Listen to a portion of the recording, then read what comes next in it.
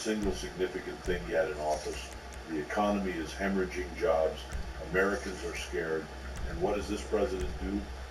He flies Air Force One to Copenhagen to personally lobby the International Olympic Committee to bring the 2016 games to Chicago. He brings Michelle. He gives the full performance. He talks about himself, his identity, what the Olympics would mean to him personally. It was a master class in narcissism dressed up as civic pride. And then in front of the entire world, the IOC eliminated Chicago in the very first round of voting. First round, before they even selected the host country. The President of the United States flew to Europe, put his personal prestige on the line, and got bounced in round one like a regional Little League team.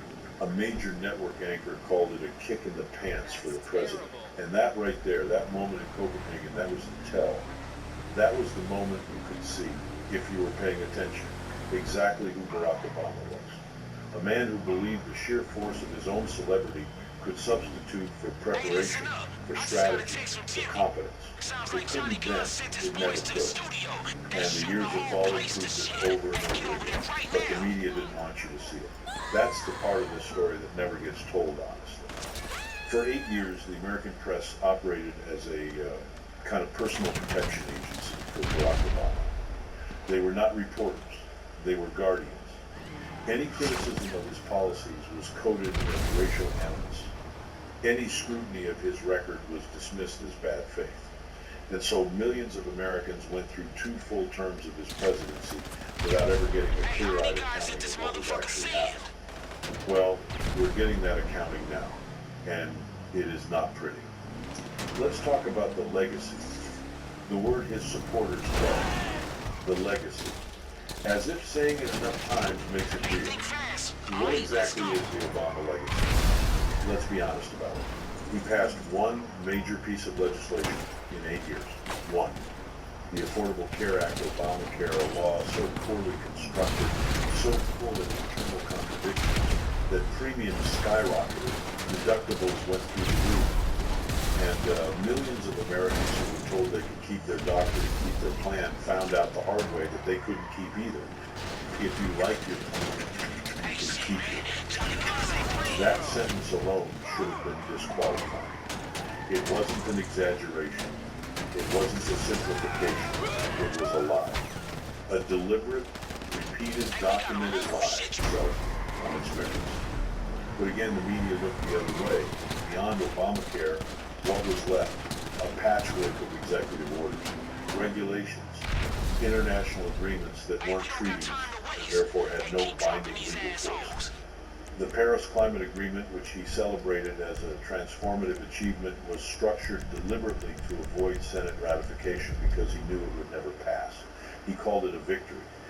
The American people called it what it was.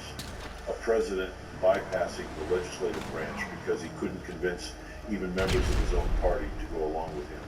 That is not strength. That is weakness dressed up in a very good suit. And then there is the political record, the actual documented political record that Obama's supporters refused to discuss. Under Barack Obama, the Democratic Party suffered the most catastrophic electoral collapse of any party under any president in modern American history. They lost over 1,000 seats, state legislatures, governor's offices, the House, the Senate. By the time Obama left office, the Democratic Party was a coastal rump party, hollowed out in the middle of the country, with no bench, no farm system, and no message that connected with working Americans. He campaigned brilliantly. He governed in a way that made his own party unelectable everywhere that mattered. And then this is the part that should infuriate every Democrat who ever believed in him. He endorsed Hillary Clinton, watched her lose to Donald Trump, and then quietly began positioning himself as an elder statesman above the fray. The man who broke the party walked away from the wreckage without a scratch, at least in the media's telling. But the people knew. The people in Wisconsin, in Michigan, in Pennsylvania, in Ohio, the people who had voted for Obama twice and then pulled the lever for Donald Trump, they knew. They weren't racists, whatever the commentariat wanted to say about them. They were people who had waited for the hope and change and had watched 8 years go by without it arriving. They were people whose factories had closed, whose wages had stagnated, whose opioid-ravaged communities had been met with a White House that was more interested in climate conferences in Paris than in the economic devastation happening in their backyard. Those people rendered their verdict in November 2016. And Obama never understood why, because understanding why would have required him to look honestly at himself, and that is something Barack Obama has never been capable of doing. Now let's talk about what has emerged since. Let's talk about what Tulsi Gabbard in the Office of the Director of National Intelligence revealed in July of 2025. What the fuck are you waiting for? Because Start this is shooting, the chapter motherfucker. of the Obama story that will after Donald Trump won the 2016 election, after the American people had spoken clearly and decisively, what happened inside the Obama administration? What happened in those final months, those final weeks, those final days? We now know. We have the documents, we have the emails, we have the whistleblower accounts, and what they show is an administration that could not accept the verdict of the American people and set about doing something about it. The intelligence community, at Obama's direction, produced an assessment about Russian interference in the 2016 election. That assessment became the founding document of the Russia collusion narrative, the narrative that consumed the first 2 years of the Trump presidency, that led to a special counsel investigation, that led to 2 impeachments, that led to the prosecution of American citizens, that led to years of the most corrosive political warfare this country has seen since Watergate. And we now know from declassified documents, from whistleblower testimony, from the paper trail that Gabbard methodically assembled and released to the public, that the people who built that assessment knew that central elements of it were not supported by the evidence. They knew, and they did it anyway. The whistleblower account is extraordinary. A senior intelligence official who spent years trying to report through proper channels that the January 2017 intelligence community assessment had been built on a foundation that the people constructing it knew to be shaky. This individual reported to more than a dozen government offices, the Inspector General, Special Counsel Durham, a United States Senator, over and over again, and was ignored, marginalized, and pressured to fall in line, pressured to put their name on something they believed to be false. The documents show that senior Obama officials, including then DNI James Clapper, privately dismissed the Steele dossier, the document at the heart of the Russia narrative, as discredited, and then simultaneously made sure it was included in the intelligence community assessment anyway. They knew it was garbage. They used it anyway. Now, I want to be precise here, because precision matters. Some fact checkers, the same fact checkers who spent 4 years telling you the Hunter Biden laptop wasn't real, have pushed back on the framing of these revelations. They say the 2 intelligence assessments weren't actually in contradiction. They say Russia never claimed to have changed the election.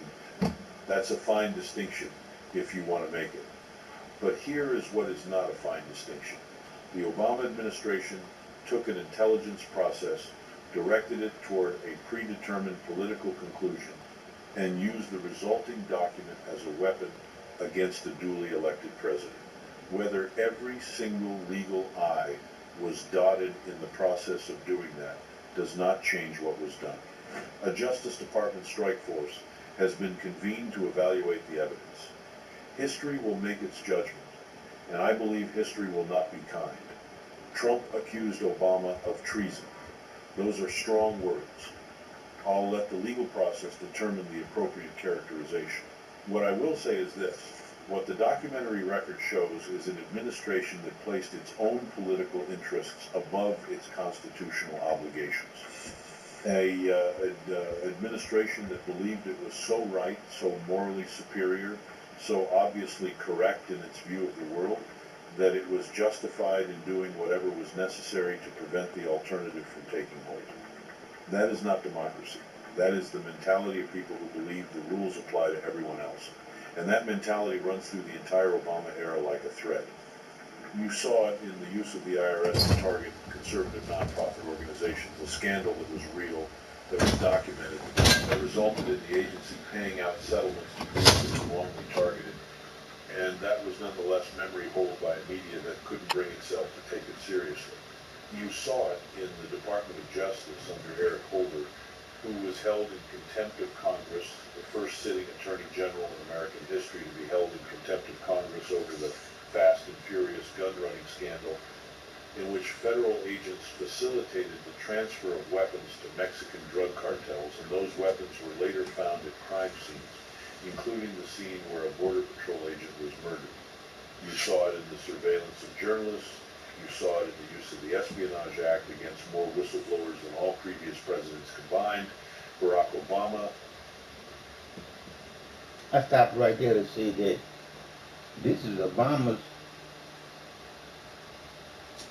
fuck up. This is where all his lies gonna be revealed. It's just part one.